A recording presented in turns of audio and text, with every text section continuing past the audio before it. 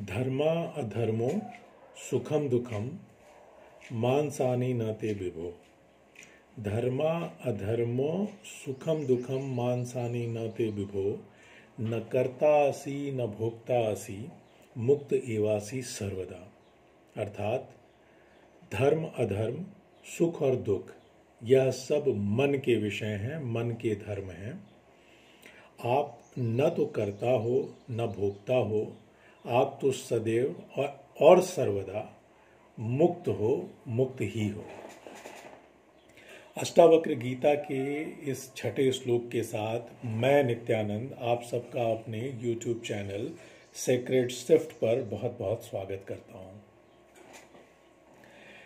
इस श्लोक की विवेचना से पहले यह बताना भी आवश्यक है कि अष्टावक्र गीता दो ब्रह्म ज्ञानियों राजा जनक जो कि सविकल्प समाधि में हैं और अष्टावक्र जो कि निर्विकल्प समाधि में स्थित हैं के बीच का संवाद है।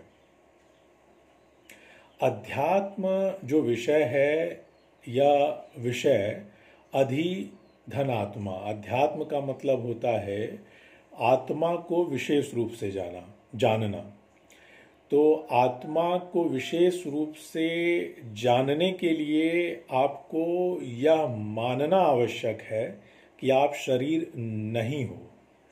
आपको इस संसार में रहते हुए इस शरीर के साथ जब तक यह संदेह या शंका नहीं बनेगी कि आप शरीर नहीं कुछ और हो, तब तक आपकी अध्यात्म की यात्रा का शुरू हो पाना बहुत मुश्किल है। तो इसलिए जो ये मैं अष्टावक्र गीता के श्लोकों की विवेचना कर रहा हूँ, यह उन लोगों को तो बहुत अच्छे से समझ में आएगी जो सशंकित हैं अपने इस शरीर को जो अपना मान बैठे हैं। पर जो संसार में पूरी तरीके से आसक्त है, जो शरीर से बंधा हुआ है, जकड़ा हुआ है, उनके लिए इन विषयों को समझना या इन विषयों में ध्यान लगाना थोड़ा सा मुश्किल होगा। तो उनके लिए भी हमारे ऋषि मुनि संत समाज ने एक व्यवस्था बनाई हुई है। जो भक्ति मार्ग है, कर्म कांड है, यह भी एक मार्ग है जिसके जरिए आप आत्मज्ञान को, ब्रह्म ज्ञान को प्राप्त कर सकते हैं। उसमें बस अंतर यह है कि वह एक प्रक्रिया है, वह एक ऐसा प्रोसेस है जहाँ पर आपको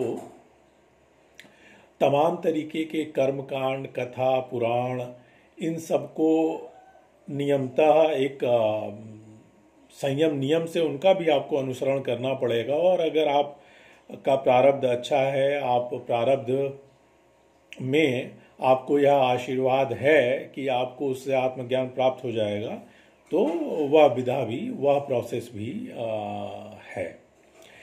अध्यात्म में जिनका प्रारब्ध वश जो लोग इस अवस्था में आ चुके हैं जहाँ पर वह शरीर को और शरीर के धर्मों से थोड़ा सा आशंकित हैं, वह जो मुमुक्षु हैं, जो मुक्त की इच्छा के लिए प्रयासरत हैं, उनको अध्यात्म की यात्रा या उनके लिए अध्यात्म को समझना या उसके साथ चलना, उस पर विश्वास करना थोड़ा सा आसान हो जाता है।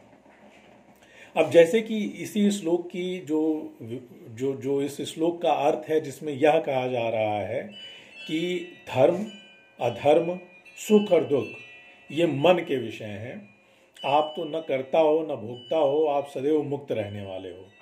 अब जो संसार में शरीर से बंधा हुआ है, उसके लिए यह मानना कि आप के ये विषय नहीं है, आप शरीर नहीं कुछ और हो, बहुत मुश्किल होगा। वह इसके साथ में अपने आप को कनेक्ट नहीं कर पाएगा। तो उसके लिए तो वही प्रक्रिया है कि आप मूर्ति पूजा करिए, मंदिरों में जाइए, पंडितों विद्वानों के सानिध्य में आइए, उनसे सत्संग पे चर्चा करिए। तो हो सकता है आपके प्रारब्ध, आपके संस्कार आपको मदद करें इस यात्रा को आरंभ करने में।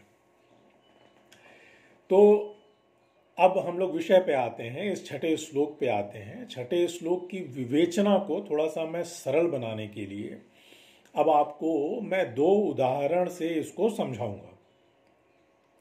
तो पहला उदाहरण ऐसा है कि आप अगर एक मिरर को, एक दर्पण को, इस श्लोक को समझने के लिए अगर माने कि एक दर्पण है और उसमें प्रतिबिंब बन रहे हैं, उसमें इमेजेस के फॉर्मेशन हो रहे हैं, तो उसमें अच्छी भी इमेज बन रही है, बुरी भी इमेज बन रही है। इस प्रकृति में विद्यमान किसी भी चीज़ की, ब्रह्मांड में विद्यमान किसी भी चीज़ की इमेज बन सकती है।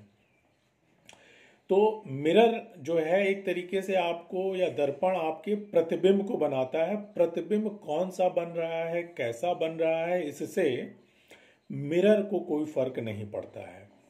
तो ठीक उसी तरीके से जो आत्मा है, आत्मा एक मिरर का काम कर रही है, एक दर्पण का काम कर रही है, जिसको इससे फर्क नहीं पड़ता कि यह शरीर से धर्म का काम हो रहा है, अधर्म का काम हो रहा है, सुख हो रहा है, दुख हो रहा है। क्योंकि दर्पण जो है वह ना तो करता है यहाँ, ना ही भोगता है। तो आत्मा भी ठीक उसी तरीके से सदैव सदैव इन चीज़ों से मुक्त रहती है, इन चीज़ों से परे रहती है। और ये जो धर्म अधर्म सुख दुख के विषय हैं, यह शरीर और मन के विषय रह जाते हैं। तो जो इनसे अपने आप को मुक्त पाएगा वह आत्मज्ञान में या आत्मा में स्थिर पाएगा अपने को। तो ये तो पहला उदाहरण हो गया। एक दूसरा उदाहरण भी समझते हैं जो आपको थोड़ा सा अद्वैतवाद के और नज़दीक रह के यह उदाहरण इस श्लोक की व्याख्या करता है। तो अद्वैतवाद में जैसे आप जानते हो कि समस्त ब्रह्मांड में कोई भी दो चीजें नहीं है, सिर्फ एक ही है और वह आत्मा है। यह शरीर भी जैसे अगर आप इसको मानते हो तो यह शरीर एक तरीके से एक आवरण है, एक तरीके का वस्त्र है जिसके अंदर की जो स्पेस उसने कवर कर रखी है उसको हम जीवात्मा बोल देते हैं। क्योंकि यह एक शरीर एक जीता जागता प्रकृति का अंश है, ब्रह्मांड का अंश है। तो इसने जिस स्पेस को कवर कर रखा है आत्मा के या एकत्व को, उसको हम जीवात्मा कह के थोड़ा सा उसको डिफ्रेंशिएट कर पाते हैं या एक विषयांतर को हम बना पाते हैं। तो आप ऐसे समझिए कि इस ब्रह्मांड में जैसे सूर्य है और या पृथ्वी है, ठीक है, दोनों एक ही हैं, ब्रह्मांड का ही भाग हैं। तो अंततोगत्वा वह अद्वैतवाद की दृष्टि से एक ही हैं। पर सूर्य का काम क्या है? सूर्य का काम निर्विवाद रूप से पृथ्वी पर प्रकाश फैलाना है। पृथ्वी पर चाहे शुभ हो रहा हो, अशुभ हो रहा हो, मंगल हो रहा हो, अमंगल हो रहा हो, इससे सूर्य को कोई फर्क नहीं पड़ता। वह निर्विवाद रूप से पृथ्वी पर अपना प्रकाश एक नियत समय पर फैलाएगा। तो आत्मा भी ठीक उसी तरीके से है। आत्मा वह सूर्य है, आपके अंदर विद्यमान जीवात्मा के रूप में वह सूर्य है जिसको इस बात से कोई फर्क नहीं पड़ता कि यह शरीर शुभ अशुभ कर रहा है, धर्म अधर्म कर रहा है, सुख भोग रहा है, दुख भोग रहा है, इससे उसको कोई फर्क नहीं पड़ता है। तो इन दो उदाहरणों में अगर आप देखो तो अगर आप जब तक इस शरीर और शरीर के विषयों को आत्मा से अलग नहीं करोगे तब तक यह विषय आपको नहीं समझ में आएगा। इसीलिए अष्टावक्र जी इससे पहले के श्लोकों में कहते हैं कि न त्वम देहम पृथक कृत चित्त विश्राम तिष्ठसि। तुम इस शरीर को स्वयं से पृथक विचार करके अपने आत्मा में चित्त को स्थिर कर लो तो अधुनैव सुखी च शांता मुक्त बंधन मुक्तो भविष्यसि। अभी के अभी तुम सुख और शांति को प्राप्त करते हुए सभी बंधनों से मुक्त हो जाओगे। इसीलिए वो कह रहे हैं क्योंकि एक आत्मज्ञानी को या आत्मज्ञान और कुछ नहीं है। इस अज्ञानता को कि आप शरीर हो, इसी को दूर करना ही आत्मज्ञान है। तो ऐसा करके आप मुक्त को प्राप्त हो सकते हो। तो छठे श्लोक की इसी विवेचना के साथ आप सबका बहुत बहुत धन्यवाद और नमस्कार।